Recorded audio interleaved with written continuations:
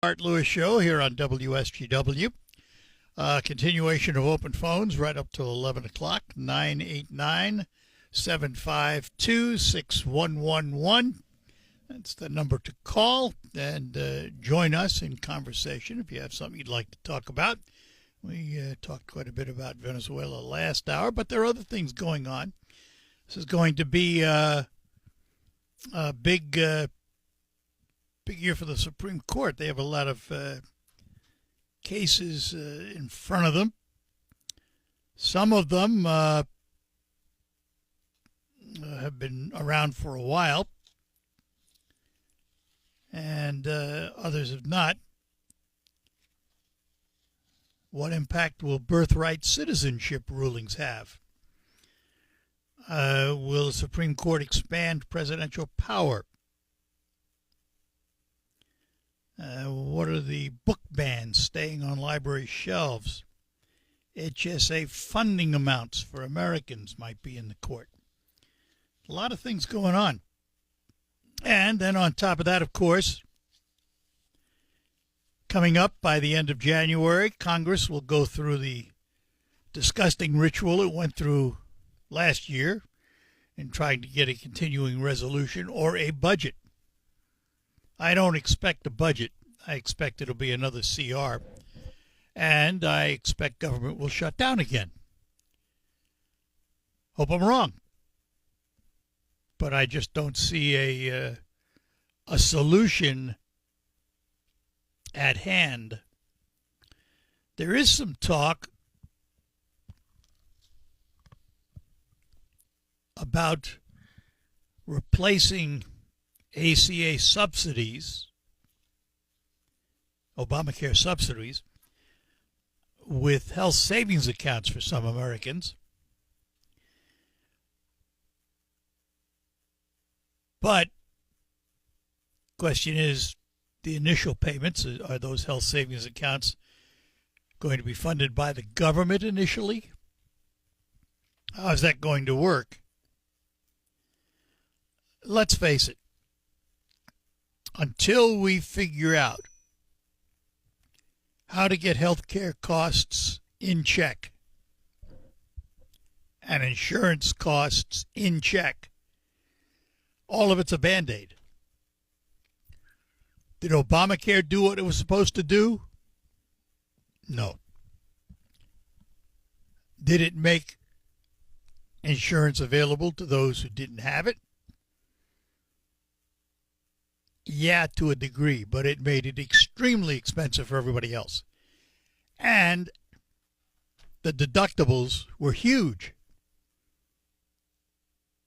Maybe you could afford the payments for the insurance under the ACA, but could you afford the deductible before the insurance kicked in?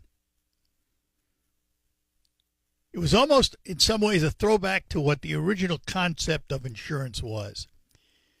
Originally, way back when, the concept of insurance was not for you to be able to go to your doctor anytime you wanted for nothing. It was for catastrophic claims.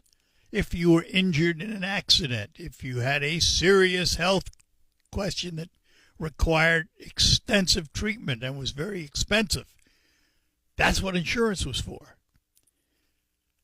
But it morphed into this way of telling us, oh, you don't have to take anything out of your pocket. Now, I have to tell you, I'm a user of that. And I'm not sad to have it. I have Medicare and I have a Medigap policy. When I go to the doctor or for any other medical treatment, nothing comes out of my pocket. Now, that's not technically true, and let me explain why. Nothing comes out of my pocket at the time of the service. What does come out of my pocket is the cost of Medicare Part B, which is going up, and the cost of my Medigap plan, which is going up. So it's not right to say that I have no costs for my medical care. I may not have to take a nickel out of my pocket at the time of service, but that's because I've prepaid it. But that's the way I prefer to do it. That's my choice under the American system, which I like. I like the fact that you can choose to have an all-encompassing plan like I do, or you can choose to just have Medicare and you pay the deductibles, and you're betting on yourself, right? You're betting that you're going to pay less deductibles in a year than the cost of the policies.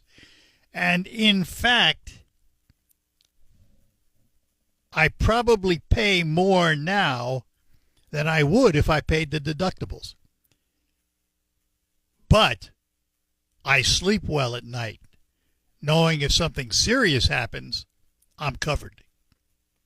But I made the choice. The ACA, Affordable Care Act, was never affordable. It was an attempt to attack the healthcare problems in this country. But it, in my view, was not an overly successful way of doing it. I don't know the answer. I kid about the fact that you've never seen a hospital advertise, come stay with us because we're $10 cheaper than the guy down the road. No, it's come stay with us because we got all the bells and whistles that you want to make sure that we take care of you. Because when it comes to your health, everything else goes out the window. Your health comes first, and you want the best treatment possible. Well, guess what? That costs money. So it's going to be interesting to see how this problem gets resolved. And they nitpick at it. But someday somebody's going to have to sit down and talk about really fixing the health care in this country. Go to the phones. Mark is in Bay City. Mark, good morning to you. Happy New Year and all that. Happy New Year to you, sir. My take on this Venezuela capture, one, I saw a reel where when he was captured walking down the hallway, his response was, good night and Happy New Year. Yeah, I saw that. I don't know. Yeah. So my take is the shadow government that was running the oil tankers from Russia to Venezuela, Caracas, and Tehran, I think that's been cut off. So the war funding for Ukraine and Russia, for Russia to fund its war has been stifled. You take those shadowy oil tankers that were put on the black market and being sold, it's no longer is able to happen. So I think this Ukraine war will eventually wind itself down rapidly since there's no oil to be funded in the shadow tankers out there. Russia's still selling a lot of oil, and they sell it to Europe, pipelines. Those ships represent a small portion. It might impact their funding a little bit, but they're still selling a lot of oil. Okay. So, they've got pipelines to other places, and it's, they're strapped. They're not as obviously fluid as they used to be. But is it enough to stop that war? I don't think so. Not yet, anyway. Yeah, we'll see on that. Yeah, literally, we will. You're right. Yeah. So it's just, what I see on Facebook, thousands and millions of people feel as though they got liberated when I was watching the Venezuelan streets. They were tearing down the Maduro's picture and so forth. I don't understand the outrage that people are saying that Venezuela has. I see a more good coming from this than the bad. Yeah, well, the people that don't be economic heart. The people that don't like the action are going to make it seem like everything's bad, and the people that like the action are going to say, "Hey, look at the Venezuelans; they look happy." Now, it's interesting because they've installed the vice president as the interim president, Delcy Rodriguez. The question is she going to be willing to work with the United States? They've had conversations with her already. They seem to think she's willing to do what's necessary, but her previous statements and the way she's acted in the past leave a pretty good shadow of doubt. Well, if she was handpicked and installed by the illegitimate Venezuela president, how can she take over? Wouldn't she be considered illegitimate as well? Well, because their Supreme Court, under whatever government setup they have, has said she's the rightful person to be interim. Their Supreme Court ruled on that. Now, yeah, she was handpicked and all of that stuff. But the question is, after what happened to Maduro, does she see the writing on the wall and maybe want to play games, play ball, so that the negative impact doesn't come to her? Time will tell. Yeah. Time will tell. Yeah. All right. You got Tim Walz on your bingo card as far as not running again? Yeah, I saw that. He's not going to run, and he blames it on the conflict with the fraud going on in Minnesota that he's being blamed for. Well, so long, Tim. Yeah. What can I tell you? All right. All right, sir. Good enough. Care. Thanks. Take care. That opens the lines for you, 989-752-6111. That's the number to call. Join in the fun. Hometown feel and I don't disagree. I don't disagree with you on that. I'm just saying I'm glad he did it, but now I want a legal determination for the future as to how far presidential power goes, because Trump's only going to be there 3 more years. Somebody else going to come along after that. Who knows what they're going to do? Correct, and I'm on board with you with that too. So I mean that's my whole view of it. But I'm glad he's done. I mean we needed to dispense with him one way or another, but this may have been the most legal attempt to do it. Because if we'd gone in there simply to change regimes, that wouldn't have been good. So no, it would not have been. Nope. And it sounds like they're going to take their time and try to figure this out. So well, hopefully they do it right. Hopefully they by right, I mean let the Venezuelan people end up deciding what they want in the future. Yes. Yep. That's what I'm hoping and praying for also. Good enough. Yep. All right, David. Thank you very much. Have a good one. Take care. You too. Enjoy your week. Thank keep up you the good too. work. Thanks. Yep. Bye-bye now. Mm-hmm. Yeah, I think that's the critical part of all of this. We cannot ignore the Venezuelan people, and I'm sure in Venezuela, as there are here in every other country, those who supported Maduro, those who didn't. And we saw a lot of those who didn't, who were in the streets, glad that he's gone. But don't kid yourself, there are still factions in Venezuela that were pro-Maduro, because those close to him and those factions benefited. The average citizen didn't. Poverty's running rampant.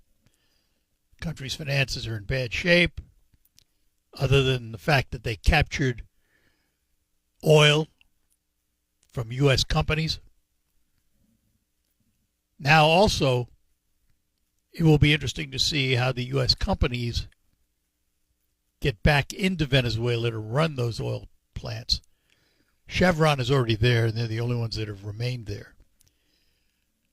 But it's going to be interesting to watch not only the Maduro trials in New York, in this country, and to what happens with those, but it will also be interesting to see what happens in Venezuela. I don't think there's any American that would want to see boots on the ground for any length of time, if at all. In other words,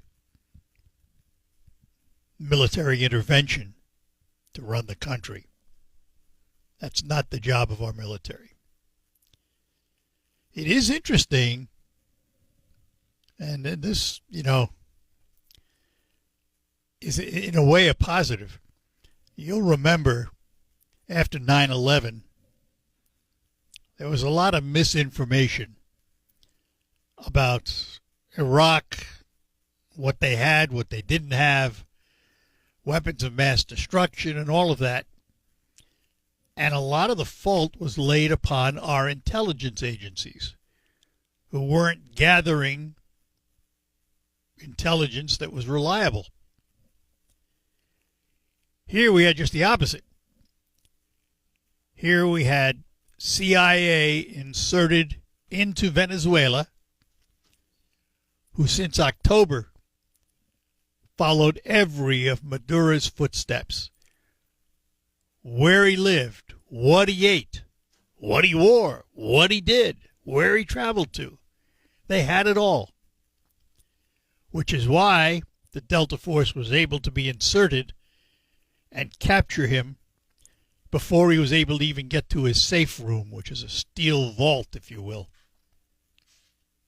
So, if there was a really good piece of good news here, it's that our intelligence operations seem to be back on track from what they were during 9/11 and after. All right, we're going to take a break. Lines open, 989-752-6111. Love to chat with you. My name is Angie Guja. I've been in finances as well. Hi, we're back.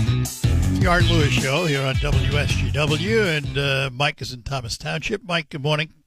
Hey, good morning, Art. Happy New Year. Same to you. Wasn't there an election in Venezuela and some woman was elected, but they wouldn't honor it? Well, why can't she be a president then? She was elected. Well, she's not in the country right now, if you remember right. I know that. We helped her be removed. Yeah. And I think because we haven't really changed the government in Venezuela. Yeah. You can't just toss her back in and say, okay, she's the head. I mean, the government has to change its attitude and its opinions, and we just saw that in the Supreme Court ruling in Venezuela. They elevated the vice president to interim president. But apparently the Trump regime has already been in contact with her, and they seem to think she's willing to talk and do what we need to have done. Time will tell. Yeah, well, that'd be good because it was a pretty dang good country for quite a while, and then all of a sudden, these Chavez military, Chavez was the guy that changed it. Sure did, and but they were doing well with the oil and everything, but they had our companies in there. Helping them out, running the thing. They were doing well with it until they took it from us. Yes, exactly. But it just seems like if the people elected her, then of course, it takes the government to have another election and re-elect her again. Well, I think that's what eventually. I think eventually that's what the administration would like to see. Sure. Is a new election. Yeah, but the problem is that their government is so corrupt. I mean, everybody, in the government, Well, that's but the people of Venezuela are going to have to decide. Yeah, but if they don't honor it, even if they, because obviously they allowed the election the last time. Well, here's the thing, though. Let us say there's an election. Yep. And let us say the gal that we helped leave the country, who was the duly elected president, but they didn't recognize it and gave it to Maduro, who was a dictator. Let's say she gets reelected. Mm-hmm.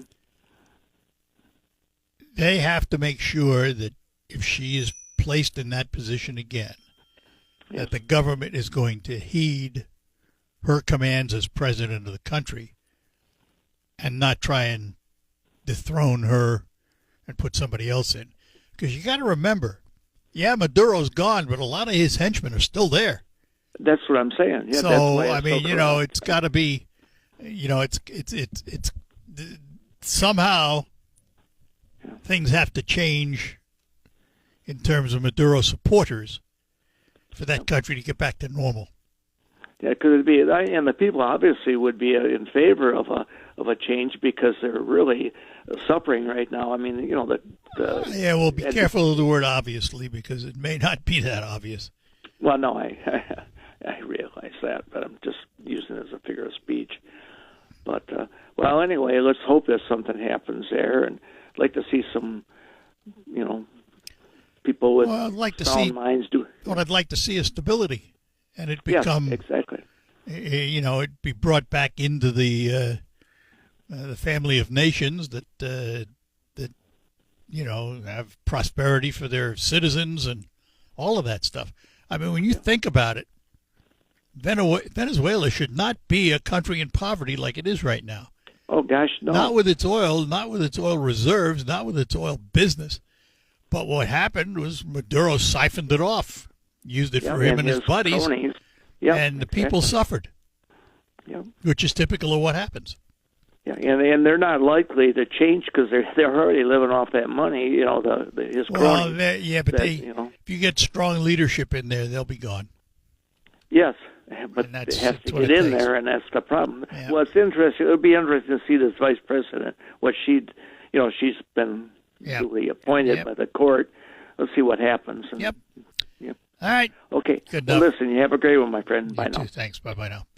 Yeah, I mean, listen. Bottom line here, in an ideal world,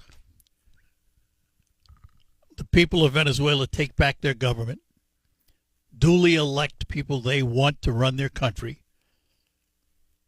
and get on with it. That's in an ideal world. This is not an ideal world we live in. Venezuela is not an ideal situation. It's going to take time. But I hope they don't waste too much time. I hope that they move as swiftly as possible to have legitimate elections and declare a winner. Because the longer it drags out, the messier it gets. And I don't think too many people in this country want to see our military with boots on the ground in Venezuela. Time will tell, but I do hope the people of Venezuela come together to reclaim their country and get beyond the past couple of decades between Chavez and Maduro. We'll be back. There's going to be one day this winter that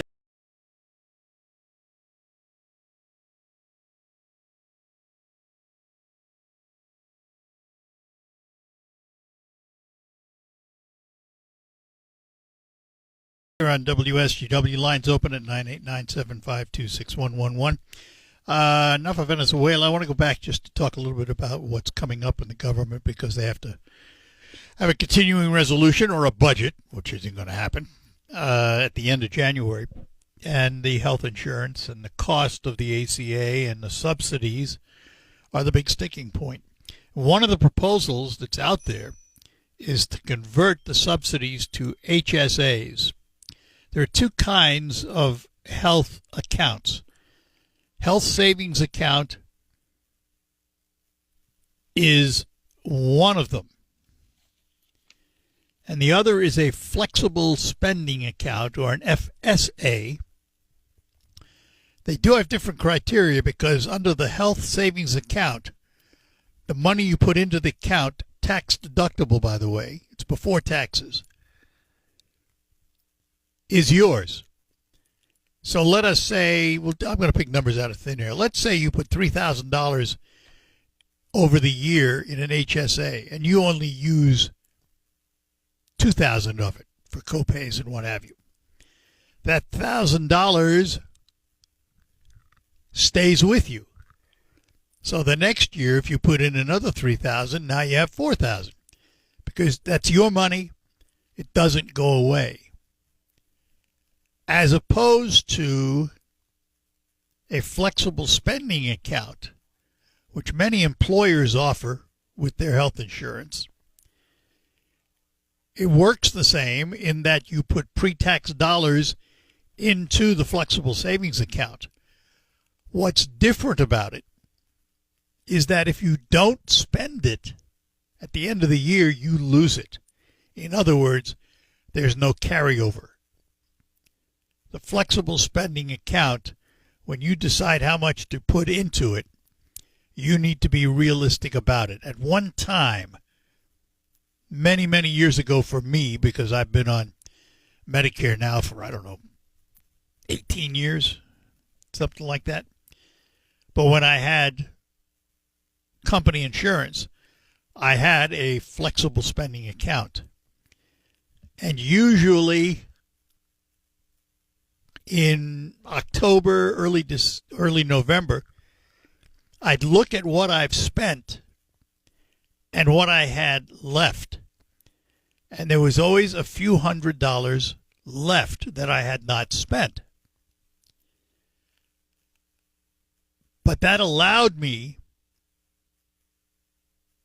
to use that money for eyeglasses as opposed to letting it go to waste, because you could use the FRA money, the FSA money, I should say, for all of those things, including eyeglasses, hearing aids, all that stuff. So for me, it was a wash, because come the end of the year, I managed to spend all that money out because I knew exactly how much was left, and I spent it. Because I wasn't going to get it back if I didn't spend it. So I might as well get something of value. Whereas a health savings account, at the end of the year, you got money left in it, it just goes over to the next year. It's your money. So we'll see what happens. And if health savings accounts become the replacement for subsidies, will the government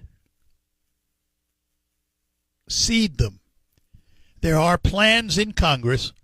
One plan I saw, they were talking about $1,500 going into your health savings account to get it started.